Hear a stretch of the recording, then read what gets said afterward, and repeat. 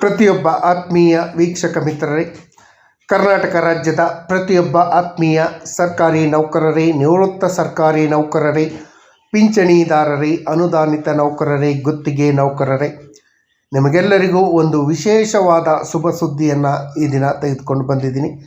ಪ್ರತಿಯೊಬ್ಬರಿಗೂ ಕರ್ನಾಟಕದಲ್ಲಿ ಕೆಲಸ ಮಾಡ್ತಿರುವಂತಹ ಎಲ್ಲ ಡಿಪಾರ್ಟ್ಮೆಂಟಿನ ಎಂಪ್ಲಾಯೀಸ್ಗಳಿಗೂ ಕರ್ನಾಟಕ ರಾಜ್ಯ ಸರ್ಕಾರಿ ನೌಕರರ ಸಂಘದ ವತಿಯಿಂದ ಒಂದು ಶುಭ ಸೂಚನೆ ಸಿಕ್ಕಿದೆ. ಅದಕ್ಕಿಂತ ಮುಂಚಿತವಾಗಿ ಸರ್ಕಾರಿ ನೌಕರ ಸಂಘದ ಅಧ್ಯಕ್ಷರಾದ ಷಡಾಕ್ಷರಿ ಅವರಿಗೆ ಹುಟ್ಟುಹಬ್ಬದ ಶುಭಾಶಯಗಳನ್ನು ತಿಳಿಸ್ತಾ, ಸಂಬಳ, ಪಿಂಚಣಿ ಹಾಗೂ ಇತರೆ ಸೌಲಭ್ಯಕ್ಕೆ ಸಂಬಂಧಪಟ್ಟ ಹಾಗೆ ಷಡಾಕ್ಷರಿಯವರು ಒಂದು ಗುಡ್ ನ್ಯೂಸನ್ನು ಕೊಟ್ಟಿದ್ದಾರೆ. ಆ ಗುಡ್ ನ್ಯೂಸ್ ಏನು ಅನ್ನೋದ್ರ ಬಗ್ಗೆ ವಿವರವಾದ ಮಾಹಿತಿಯನ್ನು ತಮ್ಮ ಮುಂದೆ ಶೇರ್ ಮಾಡ್ತೀನಿ. ಈ ಮಾಹಿತಿಯನ್ನು ಶೇರ್ ಮಾಡೋದಕ್ಕಿಂತ ಮುಂಚಿತವಾಗಿ ಯಾರೆಲ್ಲ ಈ ಚಾನಲ್ಗೆ ಸಬ್ಸ್ಕ್ರೈಬ್ ಮಾಡ್ಕೊಂಡ್ರೆ ವಿಡಿಯೋಗಳನ್ನು ನೋಡ್ತಾ ಇದ್ದೀರಿ, ದಯವಿಟ್ಟು ಕೆಳಗಡೆ ಕಾಣ್ತಾ ಇರೋಂಥ ಸಬ್ಸ್ಕ್ರೈಬ್ ಬಟನನ್ನು ಒತ್ತಿ, ಬೆಲ್ ಐಕಾನನ್ನು ಕ್ಲಿಕ್ ಮಾಡಿ, ಆಲ್ ಅಂತ ಮಾಡಿ.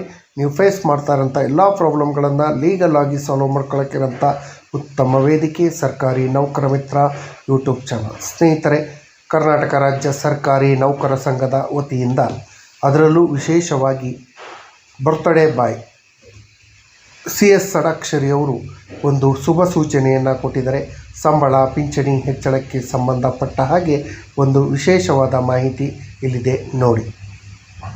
ಕರ್ನಾಟಕ ರಾಜ್ಯದ ಪ್ರತಿಯೊಬ್ಬ ಆತ್ಮೀಯ ಸರ್ಕಾರಿ ನೌಕರರು, ನಿವೃತ್ತ ಸರ್ಕಾರಿ ನೌಕರರು, ಪಿಂಚಣಿದಾರರಿಗೆ ಕರ್ನಾಟಕ ರಾಜ್ಯ ಸರ್ಕಾರಿ ನೌಕರ ಸಂಘ ಬೆಂಗಳೂರು ಅವರು ಒಂದು ಶುಭ ಸೂಚನೆಯನ್ನು ನೀಡಿದ್ದಾರೆ.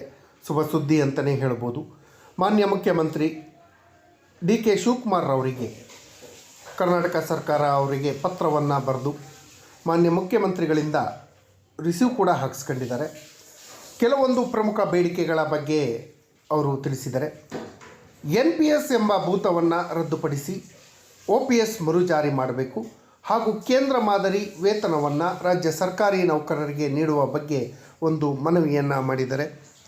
ಕರ್ನಾಟಕ ಸರ್ಕಾರಿ ನೌಕರ ಸಂಘ ಕರ್ನಾಟಕ ರಾಜ್ಯದಲ್ಲಿ ಸುಮಾರು ಎಲ್ಲ 31 ಜಿಲ್ಲೆಗಳಲ್ಲಿ ಹಾಗೂ 3 ಶೈಕ್ಷಣಿಕ ಜಿಲ್ಲೆಗಳು ಸೇರಿ 33 ಜಿಲ್ಲೆಗಳು ಹಾಗೂ 183 ತಾಲೂಕು ಕೇಂದ್ರಗಳನ್ನು ಹೊಂದಿದ್ದು ಸಮಸ್ತ ಸರ್ಕಾರಿ ನೌಕರರು ಸುಮಾರು 5,25,000 ನೌಕರರಿದ್ದಾರೆ ಹಾಗೂ 25 ಲಕ್ಷಕ್ಕೂ ಹೆಚ್ಚು ಕುಟುಂಬ ಪ್ರತಿನಿಧಿಗಳನ್ನು ಹೊಂದಿರುವಂಥ ಏಕೈಕ ದೊಡ್ಡ ಸಂಘಟನೆಯಾಗಿದೆ.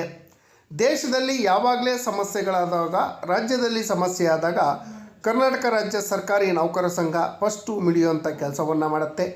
ದೇಶ ಹಾಗೂ ರಾಜ್ಯದಲ್ಲಿ ಸಂಭವಿಸುವಂತಹ ಪ್ರವಾಹ, ಭೂಕಂಪ, ಅತಿವೃಷ್ಟಿ, ನೆರೆ ಹಾವಳಿ, ಬರಗಾಲ, ಚಂಡಮಾರುತ, ಸುನಾಮಿ ಸೇರಿದಂತೆ ಮೊದಲಾದ ಪ್ರಕೃತಿ ವಿಕೋಪಗಳ ಸಂದರ್ಭದಲ್ಲಿ ಸರ್ಕಾರಿ ನೌಕರರು ಉದಾರವಾಗಿ 1 ದಿನಗಳ ಸ್ಯಾಲರಿಯನ್ನು ಹಾಗೂ ತುಟ್ಟಿ ಭತ್ಯೆಯಿಂದ ಸುಮಾರು 2,000 ಕೋಟಿ ರೂಪಾಯಿಗೂ ಹೆಚ್ಚು ಹಣವನ್ನು ಸರ್ಕಾರಕ್ಕೆ ದೇಣಿಗೆ ನೀಡುವಂತಹ ಸಂಸ್ಥೆಯಾಗಿದೆ.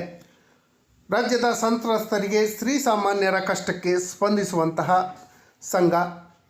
ಕೋವಿಡ್-19 ಕೊರೋನಾ ಸಂದರ್ಭದಲ್ಲಿ ಸರ್ಕಾರಕ್ಕೆ ರಾಜ್ಯದ ಸಮಸ್ತ ಸರ್ಕಾರಿ ನೌಕರರು 1 ದಿನದ ವೇತನದಿಂದ ಸುಮಾರು 200 ಕೋಟಿ ರೂಪಾಯಿ ಹಾಗೂ 3 ಕಂತುಗಳ ತುಟ್ಟಿ ಭತ್ಯೆ 18 ಮಂತ್ಸು DA ಅರಿಯರ್ಸು ಸುಮಾರು 3,000 ಕೋಟಿ ರೂಪಾಯಿಗಳನ್ನು ಬಿಟ್ಟುಕೊಟ್ಟಂಥ ಉದಾಹರಣೆ ಕೂಡ ರಾಜ್ಯ ಸರ್ಕಾರಿ ನೌಕರ ಸಂಘಕ್ಕೆ ಹಾಗೂ ರಾಜ್ಯ ಸರ್ಕಾರಿ ನೌಕರರಿಗೆ, ನಿವೃತ್ತ ನೌಕರರಿಗೆ, ಪಿಂಚಣಿದಾರರಿಗೆ ಸಲ್ಲತ್ತೆ.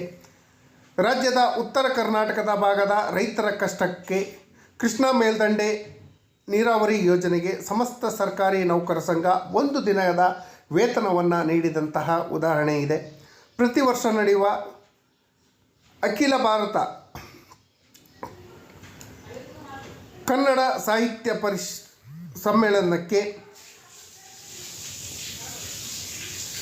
ಸಮ್ಮೇಳನಕ್ಕೆ ಜಿಲ್ಲೆಯ ನೌಕರರು 1 ದಿನಗಳ ಸಂಬಳವನ್ನು ದೇಣಿಗೆಯಾಗಿ ಕೊಡುವಂಥದ್ದನ್ನು ಕೂಡ ನಾವು ನೋಡಿದ್ದೀವಿ. 1999ರ ಕಾರ್ಗಿಲ್ ಯುದ್ಧದ ಸಮಯದಲ್ಲಿ ಯುದ್ಧ ಪರಿಹಾರ ನಿಧಿಗೆ 1 ದಿನದ ವೇತನವನ್ನು ಕೊಟ್ಟಿದ್ದೀವಿ.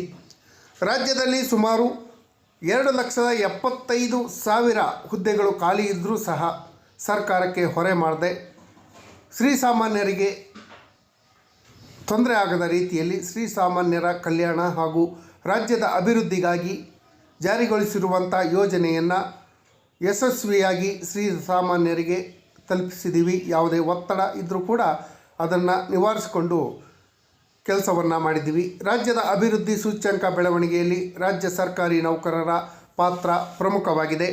ದೇಶದಲ್ಲಿಯೇ ಕರ್ನಾಟಕ ರಾಜ್ಯ GST ಸಂಗ್ರಹದಲ್ಲಿ 2ನೇ ಸ್ಥಾನದಲ್ಲಿದೆ. ನಮ್ಮ ರಾಜ್ಯವು GDP ದರದಲ್ಲಿ 4ನೇ ಉತ್ತಮ ಆರ್ಥಿಕ ಪ್ರಗತಿ ರಾಜ್ಯದಲ್ಲಿ ಒಂದಾಗಿದೆ. ಈ ಪ್ರಗತಿ ರಾಜ್ಯ ಸರ್ಕಾರಿ ನೌಕರರ ಕಾರ್ಯದಕ್ಷತೆಗೆ ಕೈ ಹಿನ್ನಡೆಯಾಗಿದೆ. ರಾಜ್ಯದಲ್ಲಿ ನೂತನವಾಗಿ ಅಧಿಕಾರಕ್ಕೆ ವಹಿಸಿಕೊಂಡಂತಹ ರಾಜ್ಯದ ಮುಖ್ಯಮಂತ್ರಿಗಳು ಅಧಿಕಾರ ಹಿಡಿಯುವ ತಾವು ಸೂಚನೆಯಂತೆ ಸಮಾಜದ ಎಲ್ಲ ಸಮಾಜಮುಖಿ ಕಾರ್ಯವನ್ನು ಶ್ರೀಸಾಮಾನ್ಯರಿಗೆ ಜನರಿಗೆ ತಲುಪಿಸುವಂಥ ಪ್ರಾಮಾಣಿಕವಾದ ಕೆಲಸವನ್ನು ಮಾಡ್ತಾಯಿದ್ದೀವಿ. ಹೊಸ ಸರ್ಕಾರದೊಂದಿಗೆ ಕೈ ಜೋಡಿಸಿ ಭರವಸೆಗಳನ್ನು ನೀಡುತ್ತಾ ಇದ್ದೀರಿ. ಈ ಹೊಸ ಸರ್ಕಾರ ನಮಗೆ ಯಾವೆಲ್ಲ ಸೌಲಭ್ಯಗಳನ್ನು ಕೊಡಬೇಕು ಅನ್ನೋದು ಕೂಡ ನಮ್ಮ ಮನವಿಯಾಗಿದೆ ಅಂತ ಹೇಳಿ ಮಾನ್ಯ ಷಡಾಕ್ಷರಿಯವರು ತಿಳಿಸಿದ್ದಾರೆ. ರಾಜ್ಯ ಸರ್ಕಾರಿ ನೌಕರರ ಈ ಕೆಳಕಂಡ ನ್ಯಾಯೋತ್ತವಾದ ಬೇಡಿಕೆಗಳನ್ನು ಈಡೇರಿಸುವಂತೆ ಮನವಿಯನ್ನು ಕೂಡ ಮಾಡಿದ್ದಾರೆ. NPS ಅನ್ನು ರದ್ದುಪಡಿಸಿ OPS ಅನ್ನು ಜಾರಿಗೊಳಿಸಬೇಕು. 2006ರಿಂದ ಈ ಕಡೆ ಯಾರ್ಯಾರು ಅಪಾಯಿಂಟ್ ಆಗಿದ್ದಾರೆ ಅವ್ರು ಯಾರಿಗೂ OPS ಇಲ್ಲ, ನಿಶ್ಚಿತ ಪಿಂಚಣಿ ಇಲ್ಲ. ರಿಟೈರ್ಡ್ ಆದಂಥ ಸಮಯದಲ್ಲಿ ಅವರಿಗೆ ಅವರ ಜೀವನ ಕಷ್ಟಕರ ಆಗತ್ತೆ. ಹಾಗಾಗಿ NPS ಅನ್ನು ರದ್ದುಪಡಿಸಿ OPS ಅನ್ನು ಜಾರಿ ಮಾಡಬೇಕು. ರಾಜ್ಯದಲ್ಲಿ ಸುಮಾರು 2,80,000 ಸರ್ಕಾರಿ ನೌಕರರು NPS ವ್ಯಾಪ್ತಿಯಲ್ಲಿ ಕರ್ತವ್ಯ ನಿರ್ವಹಿಸುತ್ತಿದ್ದಾರೆ. ಅವರಿಗೆ ನ್ಯಾಯವನ್ನು ಒದಗಿಸಬೇಕು. ಅವರಿಗೆ ನಿಶ್ಚಿತ ಪಿಂಚಣಿ ಯೋಜನೆಯನ್ನು ಜಾರಿ ಮಾಡಬೇಕು. ತಮ್ಮ ಪಕ್ಷದ ಪ್ರಣಾಳಿಕೆಯಲ್ಲಿ ಕಳೆದ ಚುನಾವಣೆಯ ಸಮಯದಲ್ಲಿ ನೀಡಿದಂಥ ಪ್ರಣಾಳಿಕೆಯಲ್ಲಿ ಕೂಡ NPS ಅನ್ನು ರದ್ದುಪಡಿಸಿ OPS ಅನ್ನು ಮರುಜಾರಿ ಮಾಡುವುದಾಗಿ ಕೂಡ ಭರವಸೆಯನ್ನು ನೀಡಲಾಗಿತ್ತು. ಆ ಭರವಸೆ ಇದುವರೆಗೂ ಈಡೇರಿಲ್ಲ. ತಾವು ಕೊಟ್ಟ ಗ್ಯಾರಂಟಿಯನ್ನು 6ನೇ ಗ್ಯಾರಂಟಿಯಾಗಿ NPS ಅನ್ನು ರದ್ದುಪಡಿಸಿ OPS ಅನ್ನು ಜಾರಿ ಮಾಡಬೇಕು. ಈಗಾಗಲೇ ಇದೇ ಕಾಂಗ್ರೆಸ್ ಪಕ್ಷದ ಸರ್ಕಾರವಿರುವ ಪಂಜಾಬ್ನಲ್ಲಿ, ರಾಜಸ್ಥಾನದಲ್ಲಿ, ಛತ್ತೀಸ್ಗಢ, ಜಾರ್ಖಂಡ್, ಹಿಮಾಚಲ ಪ್ರದೇಶದಲ್ಲಿ NPS ಅನ್ನು ರದ್ದುಪಡಿಸಿ OPS ಅನ್ನು ಮರುಜಾರಿಗೆ ತಂದಂಥ ಕೀರ್ತಿ ತಮಗೆ ಸಲ್ಲತ್ತೆ. ಹಾಗಾಗಿ ಕರ್ನಾಟಕದಲ್ಲೂ ಕೂಡ NPS ಅನ್ನು ರದ್ದುಪಡಿಸಿ OPS ಅನ್ನು ಜಾರಿ ಮಾಡಬೇಕು. NPS ಅನ್ನು ರದ್ದುಪಡಿಸಿ OPS ಮರುಜಾರಿ ಮಾಡಿರುವ ರಾಜ್ಯಗಳಿಗೆ ಭೇಟಿ ನೀಡಿ ಸ್ಟಡಿ ಮಾಡಿ ರಿಪೋರ್ಟನ್ನು ಕೊಡೋಕ್ಕೆ ಮುಖ್ಯ ಅಪಾರ ಕಾರ್ಯದರ್ಶಿಗಳ ಅಧ್ಯಕ್ಷತೆಯಲ್ಲಿ ಸಮಿತಿಯನ್ನು ರಚನೆ ಮಾಡಲಾಗಿತ್ತು. ಅಧ್ಯಯನ ಸಮಿತಿ NPS ಅನ್ನು ರದ್ದುಪಡಿಸಿ OPS ಜಾರಿಗೊಳಿಸಿ ರಾಜ್ಯಗಳಿಗೆ ಭೇಟಿ ನೀಡದ ಅಧ್ಯಯನ ವರದಿಯನ್ನು ಸಿದ್ಧಪಡಿಸಿ ಅಂತಿಮ ವರದಿ ಸಲ್ಲಿಸುವಂಥ ಸಾಧ್ಯತೆ ಹೆಚ್ಚಾಗಿದೆ. ಹಾಗಾಗಿ ಆ ವರದಿಯನ್ನು ತಕ್ಷಣ ಜಾರಿ ಮಾಡಬೇಕು. ತಾವು ಸಮಿತಿಯಿಂದ ಶೀಘ್ರವೇ ವರದಿಯನ್ನು ಪಡ್ಕೊಂಡು ತಾವು ನೀಡಿರುವ ಭರವಸೆಯಂತೆ NPS ಯೋಜನೆಯನ್ನು ಜಾರಿಗೊಳಿಸುವುದನ್ನು ರದ್ದುಪಡಿಸಿ OPS ಅನ್ನು ಜಾರಿಗೊಳಿಸುವ ತೀರ್ಮಾನವನ್ನು ಕೈಗೊಳ್ಳಬೇಕು ಅಂತ ಹೇಳಿ ಮಾನ್ಯ ಮುಖ್ಯಮಂತ್ರಿಗಳಿಗೆ ಮನವಿಯನ್ನು ಮಾಡ್ಕೊಂಡಿದ್ದಾರೆ. ತಮ್ಮ ಪಕ್ಷದ ಪ್ರಣಾಳಿಕೆಯಲ್ಲಿ ಘೋಷಿಸಿರುವಂತೆ ತಮಗೆ ನೀಡಿರುವಂಥ ಭರವಸೆಯಂತೆ NPS ಸಮಿತಿ ಶೀಘ್ರವೇ ವರದಿ ಪಡೆದು ನೂತನ ಪಿಂಚಣಿ ಯೋಜನೆಯನ್ನು ರದ್ದುಗೊಳಿಸಿ ಹಳೆ ಪಿಂಚಣಿ ಯೋಜನೆಯನ್ನು ಮರುಜಾರಿ ಮಾಡಿ ರಾಜ್ಯದಲ್ಲಿರುವಂಥ ಸುಮಾರು 2,80,000 NPS ನೌಕರರ ಪರವಾಗಿ ಮನವಿಯನ್ನು ಸಲ್ಲಿಸ್ತಾ ಇದ್ದೀವಿ. ಅವರ ಬಾಳಿಗೆ ಬೆಳಕಾಗುವಂಥ ಕೆಲಸವನ್ನು ಮಾಡಬೇಕು ಅಂತ ಹೇಳಿ ಮನವಿಯನ್ನು ಮಾಡ್ಕೊಂಡಿದ್ದಾರೆ. ಅದೇ ರೀತಿ ಕೇಂದ್ರ ಮಾದರಿ ವೇತನವನ್ನು ರಾಜ್ಯ ಸರ್ಕಾರಿ ನೌಕರರಿಗೆ ನೀಡಬೇಕು. ಇದರಿಂದಾಗಿ ರಾಜ್ಯ ಸರ್ಕಾರಿ ನೌಕರರ ಸಂಬಳ ಪಿಂಚಣಿ ಹೆಚ್ಚಳ ಆಗತ್ತೆ. ರಾಜ್ಯ ಸರ್ಕಾರಿ ನೌಕರರ ವೇತನ ಭತ್ಯೆಗಳನ್ನು ಕೇಂದ್ರ ಮಾದರಿ ವೇತನ ಭತ್ಯೆ ರೀತಿಯಲ್ಲಿ ಹೆಚ್ಚಳ ಮಾಡಬೇಕು. ಕೇಂದ್ರ ಮಾದರಿ ವೇತನಕ್ಕೂ ಹಾಗೂ ರಾಜ್ಯ ಮಾದರಿ ವೇತನಕ್ಕೂ ಸುಮಾರು 40% ಡಿಫ್ರೆನ್ಸ್ ಇದೆ. ಆ ಡಿಫ್ರೆನ್ಸನ್ನು ಸರಿ ಮಾಡಬೇಕು. ಒಂದೇ ಮಾದರಿಯ ವೇತನವನ್ನು ಕೊಡಬೇಕು.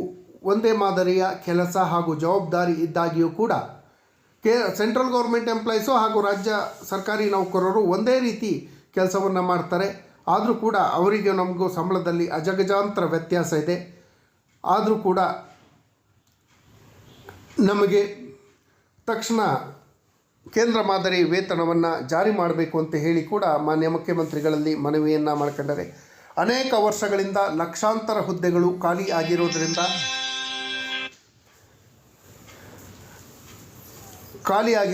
ಸರ್ಕಾರಕ್ಕೆ ಬಹಳಷ್ಟು ಹಣ ಉಳಿತಾಯ ಆಗ್ತಿದೆ. ಈಗಾಗಲೇ ಸುಮಾರು 22ಕ್ಕೂ ಹೆಚ್ಚು ರಾಜ್ಯಗಳಲ್ಲಿ ಕೇಂದ್ರಕ್ಕೆ ಸರಿಸಮನಾದ ವೇತನ ಹಾಗೂ ಭತ್ಯೆಗಳನ್ನು ನೀಡುವಂಥ ಕೆಲಸವನ್ನು ಮಾಡ್ತಾ ಇದ್ದಾರೆ. ಹಾಗಾಗಿ ರಾಜ್ಯ ಸರ್ಕಾರ ಕೂಡ ಈ ಬಗ್ಗೆ ಗಮನವನ್ನು ಹರಿಸಬೇಕು. ಕರ್ನಾಟಕ ರಾಜ್ಯ ಸರ್ಕಾರ ಹಲವಾರು ವರ್ಷಗಳಿಂದ ಕೇಂದ್ರ ಮಾದರಿ ವೇತನ ನೀಡುವಂತೆ ನಿರಂತರ ಹೋರಾಟವನ್ನು ಮಾಡ್ತಿದ್ದರೂ ಕೂಡ ರಾಜ್ಯ ಸರ್ಕಾರ ಈ ಬಗ್ಗೆ ಗಮನ ಹರಿಸಿಲ್ಲ. ಅದೇ ರೀತಿ 7ನೇ ವೇತನ ಆಯೋಗ ನೀಡಿರುವ ವರದಿಯಲ್ಲಿ ರಾಜ್ಯ ಸರ್ಕಾರಿ ನೌಕರರಿಗೆ ಕೇಂದ್ರ ಮಾದರಿಯ ವೇತನವನ್ನು ನೀಡಲು ಶಿಫಾರಸು ಮಾಡಿದೆ. ನುಡಿದಂತೆ ನಡೆಯುವಂತಹ ಸಂಕಲ್ಪ ಮಾಡಿರುವಂಥ ತಾವುಗಳು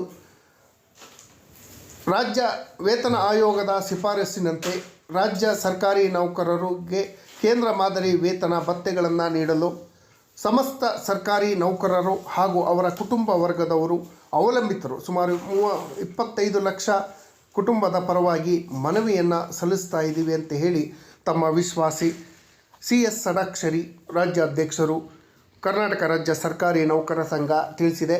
ಇದರಲ್ಲಿ ಇನ್ನೂ ಕೆಲವೊಂದು ಅಂಶಗಳನ್ನು ಸೇರಿಸೋಕ್ಕೆ ಅವಕಾಶ ಇತ್ತು. 7th ಪೇ ಕಮಿಷನ್ನಲ್ಲಿ ರೆಕಮೆಂಡೇಷನ್ ಬಾಕಿ ಇರುವಂತಹ ಹೆಚ್ಚುವರಿ ಪಿಂಚಣಿ 10% ಅಡಿಷನಲ್ ಪೆನ್ಷನ್ ಹಾಗೂ ವೈಜ್ಞಾನಿಕ ಪಿಂಚಣಿ ಯೋಜನೆಯನ್ನು ಸೇರಿಸಿದರೆ ಇನ್ನೂ ಒಳ್ಳೆಯದಾಗೋದು. ರಾಜ್ಯ ಸರ್ಕಾರ ಈ ಬಗ್ಗೆ ಹೆಚ್ಚಿನ ಗಮನವನ್ನು ಹರಿಸಿ ತಕ್ಷಣ ರಾಜ್ಯ ಸರ್ಕಾರಿ ನೌಕರರು, ನಿವೃತ್ತ ಸರ್ಕಾರಿ ನೌಕರರು, ಪಿಂಚಣಿದಾರರಿಗೆ ಉಪಯೋಗ ಆಗುವಂಥ ಕೆಲಸವನ್ನು ಮಾಡಬೇಕು ಅಂತ